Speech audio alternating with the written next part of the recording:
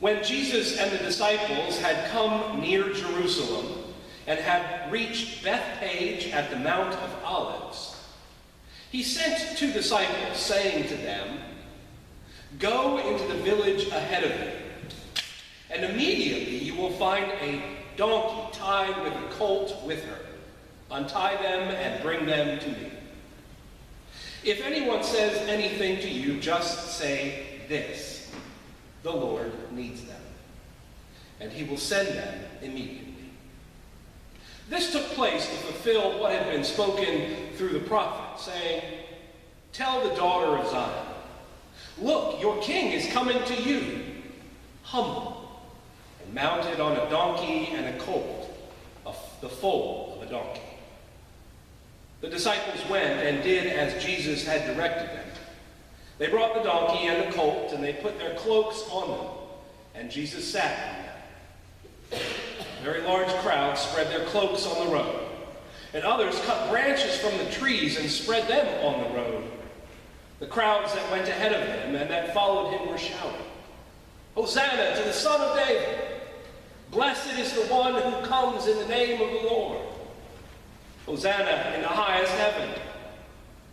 When Jesus entered Jerusalem, the whole city was in turmoil, asking, "Who is this?"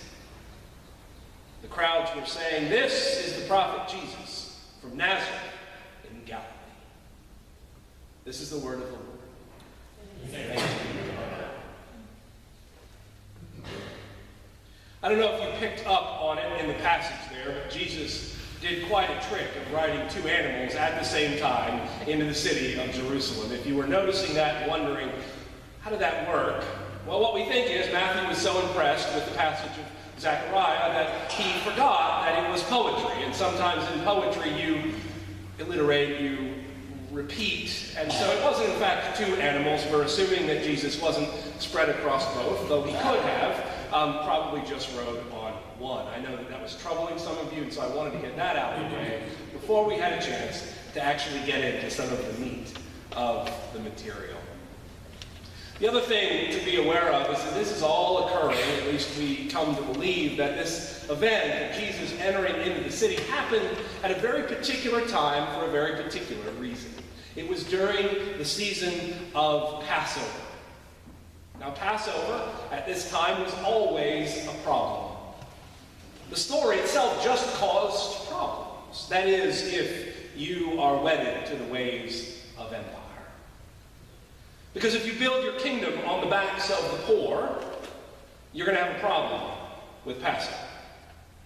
If you use violence and call it peacekeeping, if you think that bombing civilians is the way of God, Passover is going to be a problem. It is a problem because Passover celebrates God's no to violence, slavery, to oppression, and to the ways in which we put profit over people, bluster over love and substance. In the end of the story of the Exodus, the empire of Egypt is willing to sacrifice all of its firstborn children simply to maintain free labor. But by the time those who have been enslaved are set free by the mighty hand of God, before they ever move out into the desert, they receive reparations from the people of Egypt. They walk out with treasure. And by the time they cross the Red Sea and are finally free, the mightiest army of the empire of the world was washed away. So you can begin to see why those in power might be uncomfortable with the story and the celebration of Passover. What we know is at the time of Jesus, the celebration of the Passover was always a volatile time. Why? Because Rome was the new Egypt. The people living under the Roman occupation might have been in their own homeland, but they were not free. Even their own people colluded with Rome to keep them under the thumb of empire. The people living under the Roman occupation then had to have a kinship with those who had been enslaved in Egypt. Those are our people, and we know their story, and we know God will act. And when they celebrated Passover, they did so, I'm assuming, with an edge that many of us might not quite understand. The truth is, every time Passover came around, it always meant trouble. The people began to hope that a new day was actually possible. And if it's possible, maybe we should be part of it. We don't have to participate in the ways of empire. You can see how this might unravel the order of the empire. In fact, in one year, we know that it is recorded that Herod Antipas killed thousands of Jews in the streets of Jerusalem at the celebration of the Passover. So the truth of the matter is, it was actually a dangerous time to celebrate. Back in 1998, I was living in Belfast in Northern Ireland at the time, and for the first time in many years, it was now legal to celebrate St. Patrick's Day. That might seem strange. But St. Patrick's Day was a day that was a rallying cry for those who might otherwise feel like they were under the thumb of oppression. We can talk about the history of that in Northern Ireland, but that's a sermon for another day. It is enough to know that on that day, when many of us gathered in the center of the circle of the city of Belfast, the exuberance and the issues of identity and power and maybe a glimpse of freedom had finally come. It was palatable. And then we decided we had had enough and we were going to walk home. We went 2 blocks and realized we were circled not only by the army, by the armed police and riot gear, prepared should there be any trouble. They no longer have to worry about that. But it gives me some idea of what it might have been like, except on that day, they weren't right in the middle of the celebration. During Passover, they would have been on every corner to remind them that you are not free. Don't think that this story sets you free.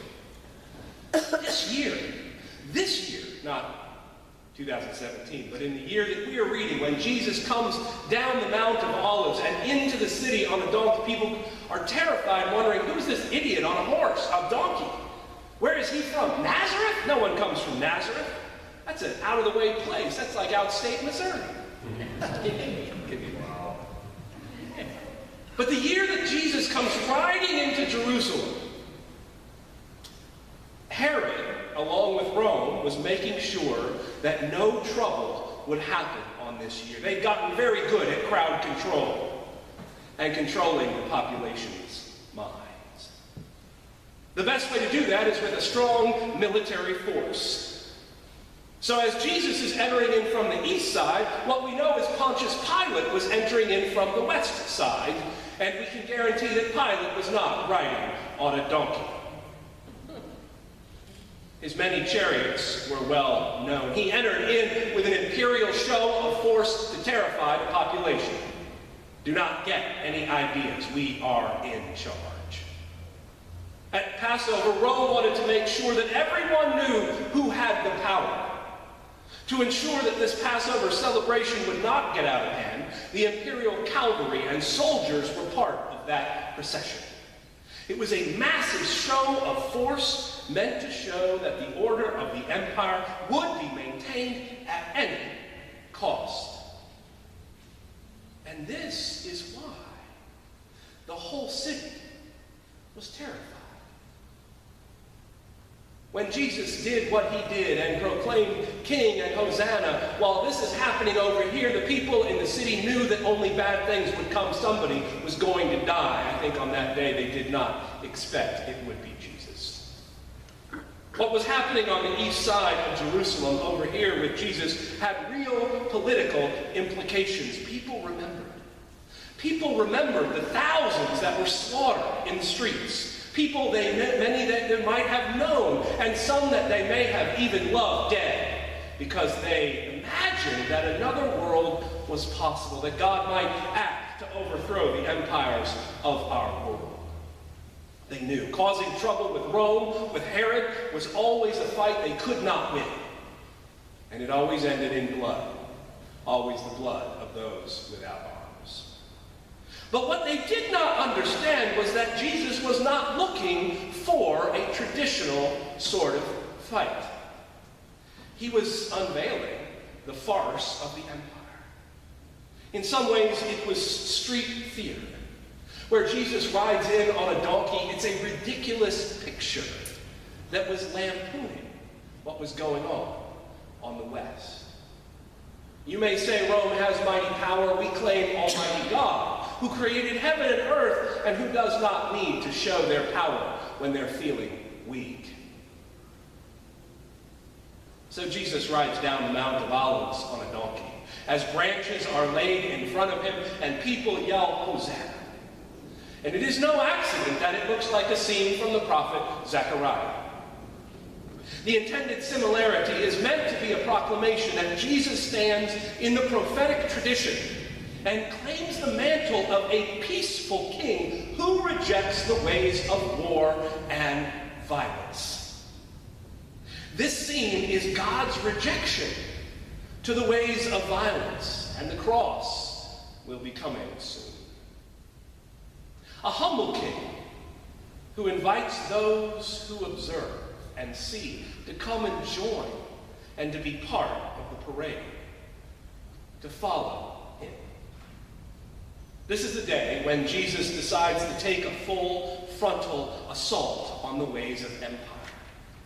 And it was a huge, direct challenge in a way that he had not done before to the political leadership, who had decided that they wanted, instead of following the ways of justice and righteousness, that they were more interested in the honored seats of political inaugurations and the power and the privileges that access to political power brings. But Jesus does it in a way, a really creative way, that gives him room not to be locked up when he crosses the threshold of the gate.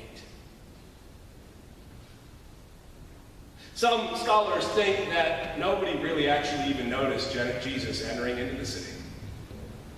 That he was doing this for those who were close to him to remind them that lampooning the empire doesn't always get everyone's attention.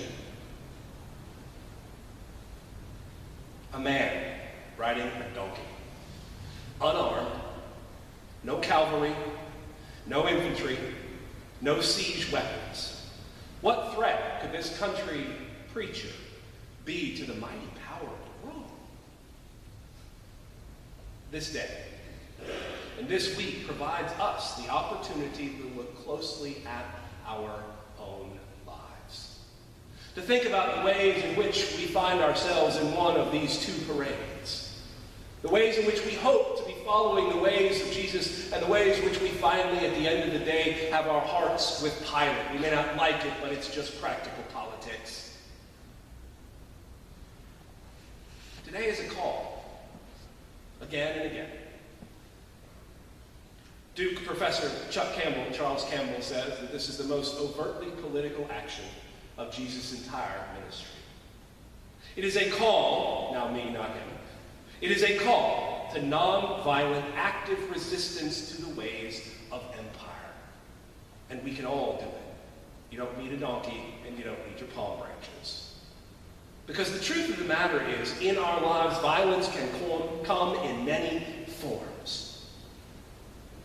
It can come in the form of words, through passive-aggressive comments or directly hurtful words. Those are the ways of empire. It can come from the use of physical force or manipulation. It can come in many forms. Violence is not always physical. We may not even be direct actors in it, but there is someone in our lives, there is sometimes in our lives where we remain silent to the violence around us when we should stand up and say no. How that will look in your own lives, I do not know. I do not know your individual struggles. But this week gives us the opportunity to stop and to reflect and to decide again and again, because it is not a one-time decision. It is every day, and sometimes multiple times in a day, where we choose the ways of love, we choose the ways of resistance, but we reject the ways of violence. Now, the truth is, we know the end of the week. And if you miss all of the celebrations that go on through the rest of the week, we can go from the joy of Palm Sunday to the joy of Easter and forget that it ends with violence and death. The crowds in Jerusalem will decide that this risk to follow Jesus is too high, and they'd rather kill Jesus than to stand up in any way to Rome. And the truth is, the disciples will run and hide. So it is important to remember that what's being asked of us is not easy.